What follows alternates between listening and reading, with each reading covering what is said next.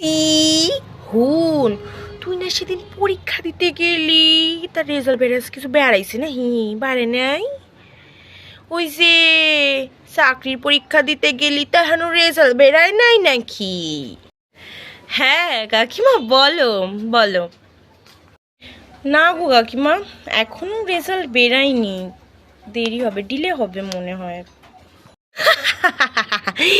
এখনো রেজাল্ট বেরায় নাই তো গো?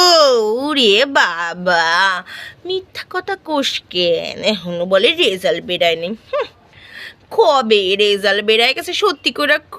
পরীক্ষায় মনে পাস টাস করস নাই, ওই জন্য এরম কইতাছিস।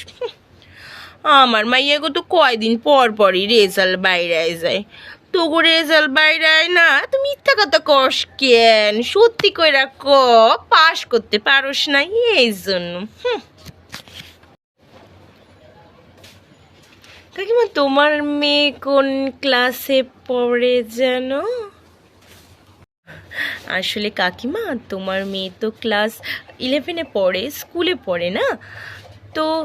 আর কদিন পর তো তোমার মেয়েও চাকরির পরীক্ষা দেবে, তাই না?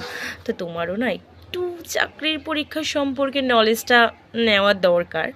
একটা চাকরির পরীক্ষা শেষ হতে কম করে 1 বছর সময় লাগে। আর তুমি যদি আপার লেভেলে বা মানে ভালো কোনো লেভেলে যাও, সেটার জন্য মিনিমাম 3 থেকে 4 বছর সময় লাগে শুধু পরীক্ষার প্রসিডিওরটা শেষ হতে। তারপর জয়নিং আছে, আরও অনেক অনেক প্রসিডিওর আছে। তা তুমি যদি এই সম্পর্কে একটু জেনে নাও না, ভালো হয়। আসলে তোমার মেয়েও তো দেবে, তখন দেখবো নয় তোমার মেয়ের কত বছর সময় লাগে। ঠিক আছে কাকিমা, আসি। এইরকম আরও নতুন নতুন ভিডিও পেতে আমার চ্যানেলটা সাবস্ক্রাইব করে দিও, আর বেল আইকনে অবশ্যই ক্লিক করো। আর তোমরা কমেন্ট করে জানিও তোমাদেরও কি এরকম ফেস করতে হয় পাশের বাড়ির কাকিমাকে।